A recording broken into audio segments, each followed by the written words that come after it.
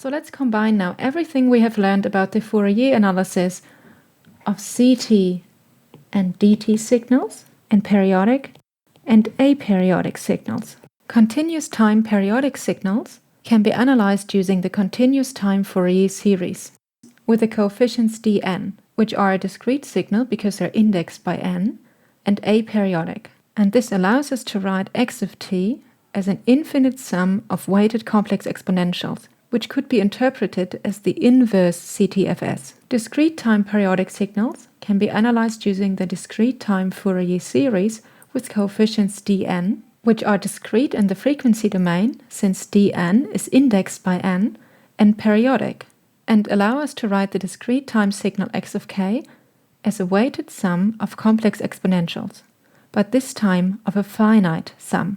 The continuous time Fourier transform is suitable to analyze aperiodic continuous time signals and yields the result x of omega, which is continuous and aperiodic in the frequency domain. And x of t is given by the inverse Fourier transform. The discrete time Fourier transform of discrete time aperiodic signals, x of omega, is obtained by solving an infinite sum, in contrast to solving an infinite integral for the continuous time Fourier transform of aperiodic signals, and is continuous and periodic in the frequency domain. And the inverse discrete time Fourier transform gives an expression for x of k.